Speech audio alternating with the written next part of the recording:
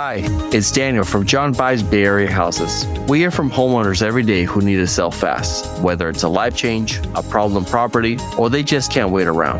After my divorce, the house felt too big, and I wanted to downsize. I needed to relocate for a new job, but my house was holding me back. At John Buys Bay Area Houses, we make selling your house simple. Sell as is without any fees, commissions, or hassles. Just call 510-800-JOHN or visit our website and you'll get a fair cash offer in minutes. I found the perfect smaller home. It's a huge relief. They took care of everything, and I could move on time.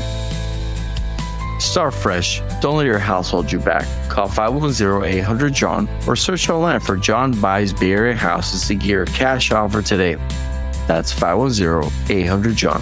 Start fresh with John Buys Bay Area Houses.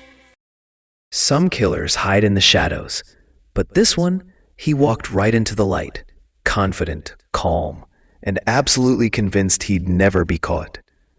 What started as a normal Sunday ended in one of the most intense FBI manhunts in American history. And before we dive in, a quick note. If you hear an ad during this episode, I truly appreciate your patience. I'm working on removing them soon, so we can keep this experience clean and focused. Now, let's step into the case of Martin James Durkin, the first man to ever kill an FBI agent.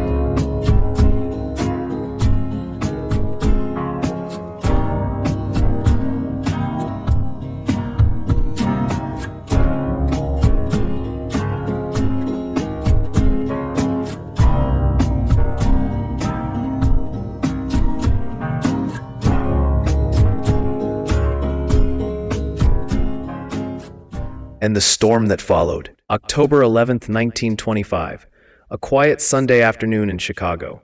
The streets were calm, but inside a dusty garage on the city's south side, something historic was about to happen. FBI agent Edward C. Shanahan, a young father, a husband, and one of the Bureau's earliest agents, was waiting in silence. He had no idea he'd just stepped into a trap that would make him the first FBI agent ever killed in the line of duty. Edward C. Shanahan wasn't just any agent. Born in 1893, right here in Chicago, he came from a working-class Irish-American family. In 1920, he joined the Bureau, young, focused, loyal. 3 years later, he married Minerva Barth. Together, they had a baby boy named Dennis. He had everything to live for. But on that Sunday, he volunteered for a high-risk stakeout. One that felt promising at first, but turned deadly fast. The FBI had received a tip. Someone from the criminal underworld had whispered Durkin's name, Martin James Durkin. If you lived in the Midwest in the 1920s, that name meant trouble. Durkin was a professional car thief, smooth, violent, always one step ahead. He had a thing for high-end beauties, Packards, Cadillacs, Pierce Arrows, cars that made people stop and stare. He stole them across state lines, violating the Dyer Act, and had already shot 4 officers who tried to bring him down. Now the tip said he'd be dropping off another stolen ride at a quiet garage on the south side. So the FBI set the trap. Agents were posted, hours passed, nothing. Some of the agents, tired and losing faith in the tip, left to check in at the office. But Shanahan, he stayed behind, alone. Not long after, a car rolled into the garage. A Packard, New Mexico plates. Behind the wheel, Martin James Durkin. What happened next has never been fully clear. Maybe it was nerves. Maybe it was confidence. But as Shanahan stepped out and approached the vehicle, likely trying to make a calm arrest, Durkin didn't flinch. In fact, he waited. Then, without warning, he reached into the glove box, pulled out a pistol, and fired once. A single shot, straight through Agent Shanahan's chest. He died instantly. No backup, no warning, no second chance. Edward Shanahan was just 32. He became the first FBI agent ever killed in the line of duty since the Bureau was founded in 1908. An Irish-American G-man, murdered by an Irish-American outlaw in a dusty Chicago garage, with no one watching. Weeks had passed since the murder of FBI agent Edward Shanahan, But across Chicago and in J. Edgar Hoover's growing bureau, the case was anything but cold. The manhunt for Martin James Durkin, the professional car thief turned cop killer, was about to go national. Durkin didn't disappear quietly. A few weeks after Shanahan's death, Chicago PD received fresh intel. Durkin was spotted. A house, a time, a chance. Officers waited in the shadows, watching that property all night. Just past midnight, their suspect finally appeared, slipping out of the darkness like a ghost in a suit. As they moved in to arrest him, Durkin opened fire. A gunfight erupted in the dead of night. By the time it was over, one police officer was dead, another critically wounded, and Durkin had vanished again. It was official now. Durkin wasn't just a thief. He was a cop killer. Twice over. Edgar Hoover, still shaping the FBI into what it would become, made this case personal. He wanted one message to be crystal clear. No one kills a federal agent and gets away with it. The Bureau started tracking Durkin the only way they knew how, through his addiction to luxury cars. They reached out to car dealerships across the U.S. with a warning: watch your stock. Durkin doesn't buy, he takes. And when he does, people bleed. In January 1926, a tip came in from a Cadillac dealership. One of their vehicles had been taken. Clean job, same MO, same smooth-talking man. Could it be him? The Bureau wasn't about to miss a second chance. They broadcast the car's description, coast to coast. Patrol units were dispatched to every major highway between California and Denver. For a week, nothing.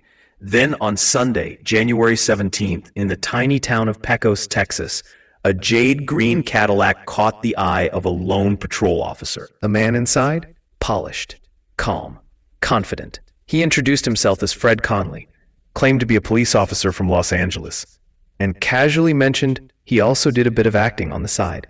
He had the look, the suit, even the badge. The officer wasn't entirely convinced, but Fred played it cool. He said the car papers were at his hotel, and that he'd be happy to bring them by the station later. The officer jotted down the vehicle registration, noted the weapons inside, a pistol and a rifle, and let him go. After all, the guy claimed he was a cop. What he didn't know was, Fred Conley was Martin James Durkin. Martin James Durkin lived until 1981. And even after all those decades, he remained notorious as the first man in American history to murder an FBI agent. Edward C. Shanahan, just 32 years old when he was gunned down during a lonely stakeout, became a symbol of sacrifice for the Bureau. His dedication, his decision to stay back alone while others left, ended in tragedy, but also triggered one of the most aggressive manhunts the country had ever seen. And even though justice did come, Durkin only received 35 years in prison. Why? Because back in 1925, killing an FBI agent wasn't yet a federal crime. It would take stories like Shanahan's to change that. This wasn't just a shootout. It wasn't just a car thief. This was a moment in history when federal law enforcement was still finding its place, and sacrifice laid the foundation for everything that came next. Was justice really served in this case? Should 35 years be enough for the cold-blooded killing of a federal agent? What do you think? Let me know your thoughts. And if this story made you feel something, don't forget to follow The Black Hour on Spotify and Apple Podcasts, where true crime lives every weekend 3 to 4 times uploaded. This is The Black Hour, where every story leaves a scar. See you in the next case. Stay sharp, stay haunted. And hey, if you've lived through something strange, something horrifying, send your story to the email in the description. theblackhourpodcast01@gmail.com. Who knows, the next episode might be yours. Bye guys, thanks for listening.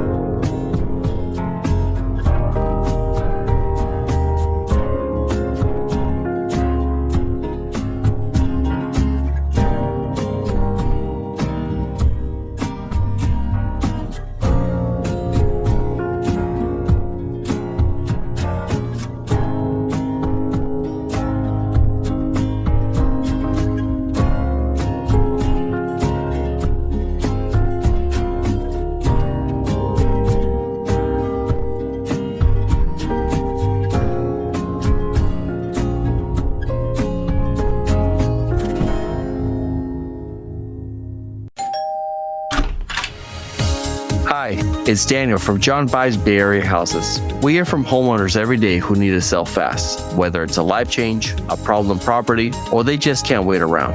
After my divorce, the house felt too big, and I wanted to downsize. I needed to relocate for a new job, but my house was holding me back. At John Buys Bay Area Houses, we make selling your house simple. Sell as is without any fees, commissions, or hassles. Just call 510-800-JOHN or visit our website and you'll get a fair cash offer in minutes. I found the perfect smaller home. It's a huge relief. They took care of everything, and I could move on time. Start fresh. Don't let your house hold you back. Call 510-800-JOHN or search online for John Buys Bay Area Houses to get your cash offer today. That's 510-800-JOHN. Start fresh